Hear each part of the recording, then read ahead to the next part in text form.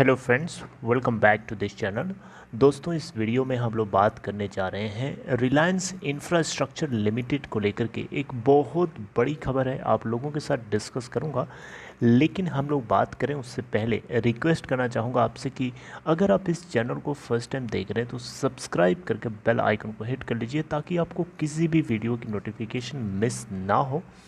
दूसरी रिक्वेस्ट ये रहेगी आपसे कि अगर आप डीमैट अकाउंट ओपन कराना चाहते हैं तो डिस्क्रिप्शन बॉक्स में आपके लिए एक लिंक दिया गया है। लिंक को क्लिक करके सिंपल तरीके से आप स्टॉक में अकाउंट ओपन करा सकते हैं।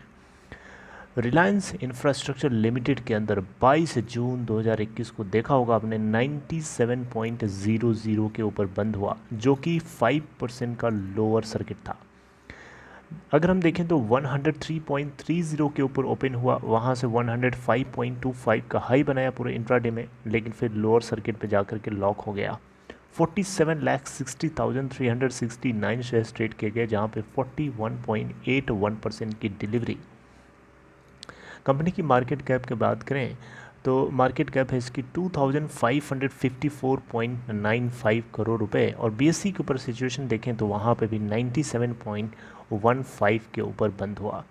अगर इस कंपनी के 52 वीक लो की बात करें तो 17.80 का है और 52 वीक हाई 109 का है। देखते ही देखते कहाँ से कहाँ पहुँच गया। कल यानी ट्यूसडे के दिन के लोअर सर्किट की बात ना करिए, मैं बात कर रहा हूँ इसके अपर सर्किट की। देखते ही देखते कहाँ से कहाँ पहुँच गया। लास्ट के एक महीने में 87.91% की जंप दिखाया है इस स्टॉक ने। लास्ट के एक हफ्ते में 6.06%, ईयर टिल डेट में 261.82%, 3 महीने में देखें तो 168.37% है। अब हम लोग एक खबर डिस्कस कर रहे हैं। खबर बहुत बड़ी है, बहुत इम्पोर्टेंट है, आपको समझाऊंगा, बहुत इत्मीनान से सुनिएगा, समझिएगा। देखिए, अनिल अंबानी जो है हर हाल में चाहते हैं कि उनका कर्जा एकदम ख़त्म हो जाए। उनकी जो कोर कंपनी है रिलायंस इंफ्रास्ट्रक्चर लिमिटेड, इस कंपनी को मार्च 2022 तक पूरी तरीके से डेट फ्री बनाने पे तुले हुए हैं अनिल अंबानी, जो कि बहुत बहुत अच्छी बात है, बहुत अच्छी बात है। देखिए, हम सब सपोर्ट करेंगे इनको कि ये ऐसा करें, क्योंकि कम से कम ये भगौड़े तो नहीं हैं बाकी लोगों की तरह जो देश को छोड़ करके भाग गए, लूट करके भाग गए। At least this man is trying to get out of this mess. Are you getting? So यहाँ पे अब देखिएगा, आर इंफ्रा क्यूब हाईवे के साथ बातचीत में लगी हुई है ताकि अपने 4 रोड एसेट्स को, यानी 4 रोड टोल एसेट्स को ये बेच करके 1430 करोड़ रुपए का कर्जा और चुका दें। मेरी बात समझ रहे हैं? यहाँ पे आर इंफ्रा जो है एक्चुअली में देखा जाए तो रिड्यूस करने के लिए डेट को ये काम कर रही है। इन्होंने एक कॉन्वर्सेशन स्टार्ट करी है सिंगापुर बेस्ड क्यूब हाईवे, ताकि ये अपने 4 रोड एसेट्स को मोनेटाइज कर सकें और अपने डेट को 1430 करोड़ से डाउन कर सकें। आपको बताना चाहूँगा थोड़ी सी जानकारी के लिए, क्यूब हाईवेज एक तरीके से प्रमोट किया जाने वाली कंपनी है जो कि आई स्क्वेयर्ड कैपिटल के द्वारा, which is a wholly owned subsidiary, जो कि एक होली ओन्ड सब्सिडरी है किसकी अबू धाबी इन्वेस्टमेंट अथॉरिटी। दूसरा है इसमें जो पार्टनर है इंटरनेशनल फाइनेंस कॉरपोरेशन। तीसरा है एक consortium of Japanese investors including Mitsubishi corporation and Japan overseas infrastructure investment corporation for transport. ये इतने लोगों से मिला करके ये एक इन्हीं लोगों की एक होली ओन सब्सिडरी है आई स्क्वेयर्ड कैपिटल। समझ रहे बात को? तो उसी की एक कंपनी है जो कि प्रमोट की जाती है क्यूब हाईवे।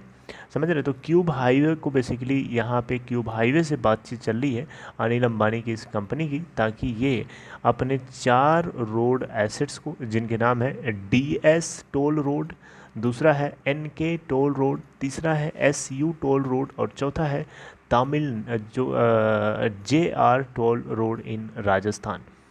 देखिए, SU टोल रोड तमिलनाडु में है और JR टोल रोड इनका जो है वो राजस्थान में। इन चारों को ये मोनेटाइज करके 1300 कितना था, 1330 नहीं 1430 करोड़ रुपए का अमाउंट ये रेस करना चाहते हैं ताकि अपने कर्जे को कम कर सकें।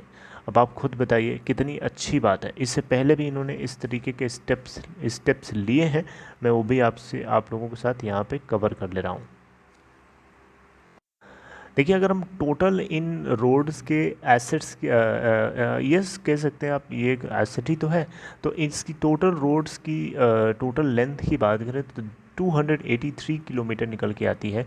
और चारों रोड एसेट जो हैं ऑपरेशन के अंतर्गत अभी हैं, जिसमें बैलेंस जो अवेलेबल है 12 साल के कंसेशन पीरियड के लिए है। ठीक है, क्यूब हाईवे जो कि एक तरीके से यहाँ पे देखा जाए तो इस चारों एसेट्स के लिए लगभग एंटरप्राइज वैल्यू ऑफर कर रहा है 1430 करोड़ रुपीस का। और जो प्रोसीड्स होगी वो कंपनी के डेट को रिड्यूस करने में इस लेवल तक यानी 1430 करोड़ तक काम आएंगी। इन जनवरी यानी जनवरी के महीने में आपको बताया था मैंने, रिलायंस इंफ्रास्ट्रक्चर लिमिटेड ने अपने entire Delhi to Agra toll road को क्यूब हाईवे को ही बेच दिया था 3600 करोड़ रुपीज़ में। और 3600 करोड़ रुपीज़ से ये अपने इस डेट को, पूरे डेट में से इतना पार्ट कम कर पाए थे, जो कि ऑलमोस्ट 20% की 20% की रिडक्शन हमें देखने को मिली थी, जो कि आप लोगों को मैंने अपडेट भी किया था अगर आपको याद हो तो। और ये डील बेसिकली मार्च में ही अनाउंस कर दी गई थी, मार्च 2019 में अनाउंस करी गई थी। ये क्यूब हाईवे के साथ रिलायंस इंफ्रास्ट्रक्चर का ये जो बाइंडिंग एग्रीमेंट था, डेफिनेटिव बाइंडिंग एग्रीमेंट था, मतलब इसको टाला नहीं जा सकता था। और ये मार्च 2019 में ही अनाउंस कर दिया गया था, लेकिन 2 साल बाद, अनाउंसमेंट के 2 साल बाद ये मैटर का एग्जीक्यूट हुआ।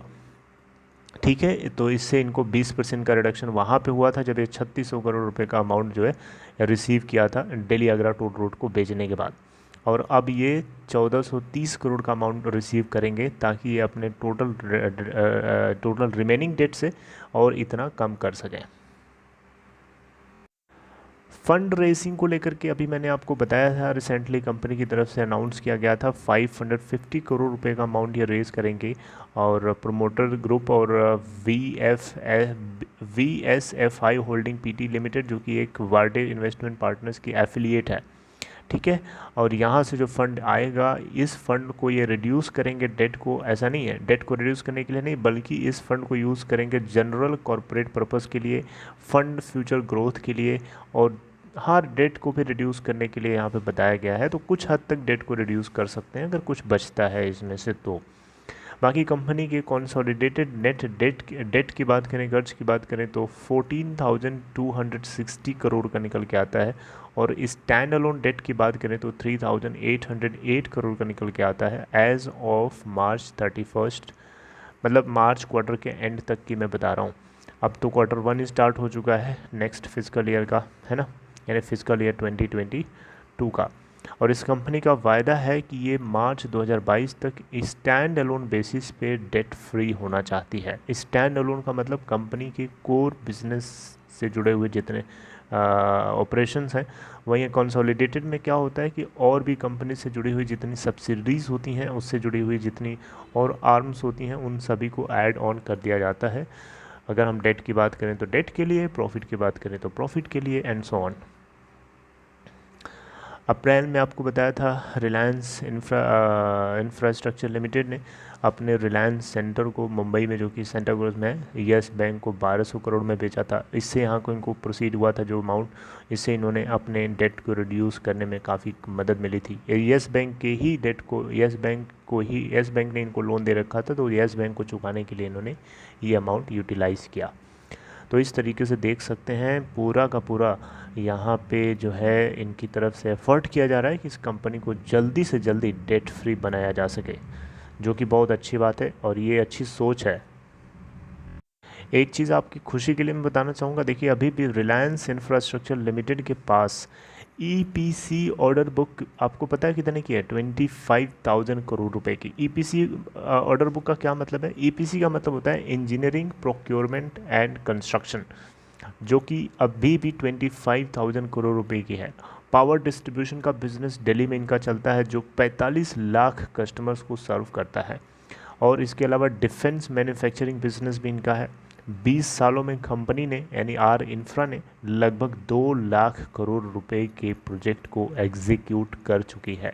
देख सकते हैं कंपनी का स्टैंडर्ड और इसका लेवल आप खुद ही देख के अंदाज़ा लगा सकते हैं। बाकी आप खुद समझदार हैं, आप खुद ही देख सकते हैं, मैंने आपको बता दिया। आई होप कि मैंने आपको पूरी चीज़ सक्सेसफुली समझाने में कामयाब रहा। And if you like this content, please give a big thumbs up to encourage this video, and take care. See you next time.